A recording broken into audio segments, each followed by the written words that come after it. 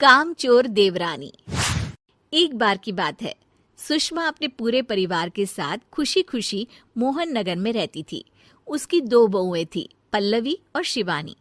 एक दिन दोनों बहुएं रसोई में काम कर रही होती है कि तभी उनकी सास सुषमा उन्हें बुलाती है। अरे बहू, जरा इधर तो आना। शिवानी, जरा जाकर देखना सासू माँ क्या कह रही हैं। दीदी आप ही देख लो ना जाकर, आपको भी तो सुनाई दे रहा है। अरे मैं आटा गूंद रही हूँ ना, तुम चली जाओ। हाँ तो मैं भी तो सब्जी काट रही हूँ ना दीदी।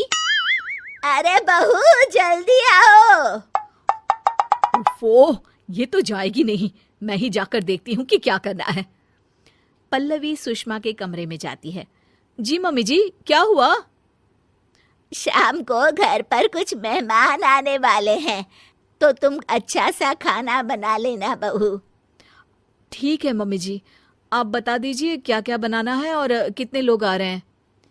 सुनील की मौसी जी और उनका पूरा परिवार आ रहा है। कुल मिलाकर 3 लोग और हमें मिलाकर हुए 9 लोग।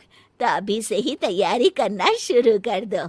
और हाँ, घर की सफाई भी कर देना, हाँ अच्छे से। जी मम्मी जी, सब काम हो जाएगा, आप चिंता मत कीजिए।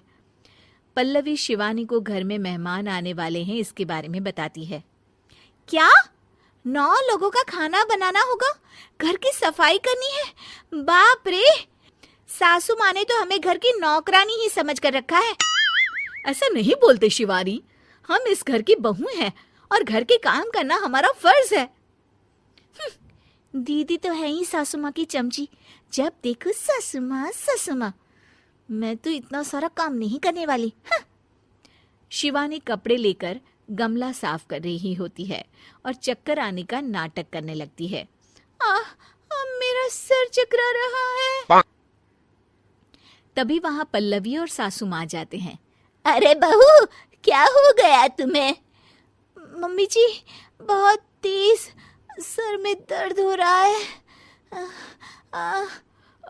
तुम एक काम करो शिवानी, आराम कर लो। नहीं नहीं दीदी, घर में मेहमान आने वाले हैं, मुझे आपकी मदद करनी चाहिए। अरे कोई बात नहीं शिवानी, तुम आराम कर लो, मैं सब काम कर लूंगी। ठीक है दीदी, अगर आप इतना कह रही हैं तो आराम कर लेती हूँ। शिवानी आराम से अपने कमरे में मैगजीन पढ़ रही होती है। इसे कहते हैं आराम की जिंदगी। इतना सारा काम। चलो सारा काम खत्म हो गया, शिवानी को देख आती हूँ। शिवानी अपने कमरे में ईयरफोन में गाने सुनते सुनते सो जाती है और उसके साइड में मैगजीन भी रखी होती है। पल्लवी वहां आ जाती है और वो सब देखती है। ओहो, तो मतलब सब काम चोरी का बहाना था। अभी बताती हूँ इसको। घर का सारा काम मुझे करना पड़ा और ये महारानी यहाँ मैगजीन पढ़ रही है, गाने सुन रही है। पल्लवी रसोई से एक प्लेट और चम्मच लेकर आती है और शिवानी को थाली बजाकर उठाने लगती है। शिवानी अचानक से उठती है। उठ गई महारानी, गाने भी सुन लिए, मैगजीन भी पढ़ ली। तुम तो बहुत बड़ी झूठी निकली शिवानी। तुमने सर दर्द का बहाना बनाया ताकि काम करने से बच सको। हाँ बनाया बहाना, तो क्या करती, इतने सारे काम करती। मुझे कोई शौक नहीं है चापलूसी का। क्या चापलूसी? तुम्हें लगता है कि मैं सारे काम चापलूसी के लिए कर रही हूँ? और नहीं तो क्या। तभी वहां सासू माँ आ जाती हैं। अरे बहू, वो लोग बस आने ही वाले हैं, तुम तैयारियां कर लो। जी सासू माँ, तुझे तो मैं बाद में देखती हूँ। सब खाना खाने बैठते हैं और खाना शुरू करते हैं। तभी सुनील की मौसी बोलती है। वाह भाई वाह, खाना तो बहुत ही अच्छा बना है सुषमा जी, एक एक चीज में क्या स्वाद है। ये सुनकर शिवानी मुंह बना लेती है।